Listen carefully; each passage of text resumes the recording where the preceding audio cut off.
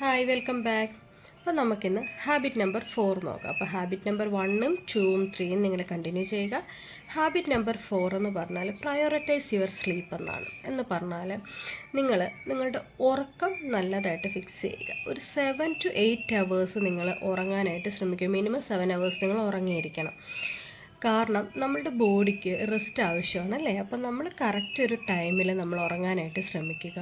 അതിന് കുറച്ച് ടിപ്സും കൂടെ പറഞ്ഞു തരാം.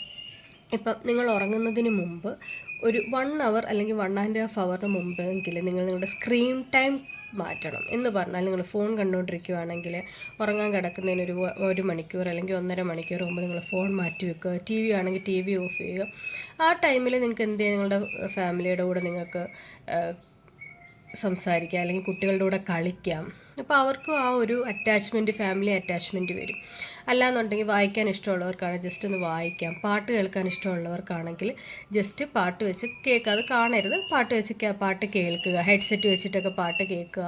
അങ്ങനെ നിങ്ങളുടെ ഫാമിലിയുടെ കൂടെയൊക്കെ നിങ്ങൾ കണ്ടിന്യൂ ചെയ്യുകയാണെന്നുണ്ടെങ്കിൽ അവർക്കും കുറച്ചും കൂടെ നിങ്ങളോടുള്ള എന്നുവെച്ചാൽ രാവിലെ ജോലിക്ക് പോയി വന്ന് നിങ്ങൾ ഫോൺ നോക്കുന്നതിന് പകരം കുറച്ച് നേരം അച്ഛൻ്റെയോ അമ്മയുടെയോ അല്ലെങ്കിൽ വൈഫിൻ്റെയോ മക്കളുടെയോ ഹസ്ബൻഡിൻ്റെയോ ഒക്കെ കൂടെ നിങ്ങൾ ഇരിക്കുകയാണെന്നുണ്ടെങ്കിൽ കുറച്ചും കൂടി നിങ്ങൾക്ക് ഒരു അറ്റാച്ച്മെൻറ്റ് അവരുമായിട്ട് ഉണ്ടാക്കാനായിട്ടോ അവരുടെ പ്രശ്നങ്ങൾ കേൾക്കാനും ഒക്കെ നിങ്ങൾക്ക് പറ്റും.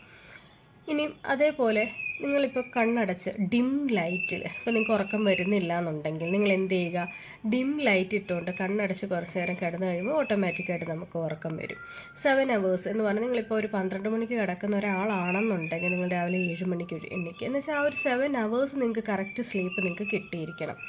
6 മണിക്ക് എണ്ണിക്കുന്ന ഒരാളാണ്, നിങ്ങൾക്ക് 6 മണിക്ക് എണ്ണിക്കണം, വർക്ക് പോകണം, അല്ലെങ്കിൽ 5 മണിക്ക് എണ്ണിക്കും. അപ്പോൾ അതിനനുസരിച്ച് നിങ്ങൾ ടൈം സെറ്റ് ചെയ്യുക. മിനിമം 7 hours നിങ്ങൾ ഉറങ്ങാനായിട്ട് ശ്രമിക്കുക. അത് ഇമ്പോർട്ടൻ്റ് ആയിട്ടുള്ള ഒരു സ്ലീപ്പിംഗ് ഹാബിറ്റാണ്, ഒരു ഹെൽത്തി ഹാബിറ്റ് തന്നെയാണത്. അപ്പം ഈ 4 ഹാബിറ്റ്സ് നിങ്ങൾക്ക് ഇഷ്ടപ്പെട്ടു എന്നുണ്ടെങ്കിൽ നിങ്ങൾ ഈ ഒരു വീഡിയോസ് ഷെയർ ചെയ്യുക. അതേപോലെ യൂട്യൂബ് ചാനൽ ലൈക്ക് ചെയ്യുക, സബ്സ്ക്രൈബ് ചെയ്യുക, വീഡിയോസ് ലൈക്ക് ചെയ്യുക, ഇൻസ്റ്റാഗ്രാം ഫോളോ ചെയ്യുക. അപ്പോൾ നമുക്ക് നാളെ ഹാബിറ്റ് നമ്പർ 5 നോക്കാം.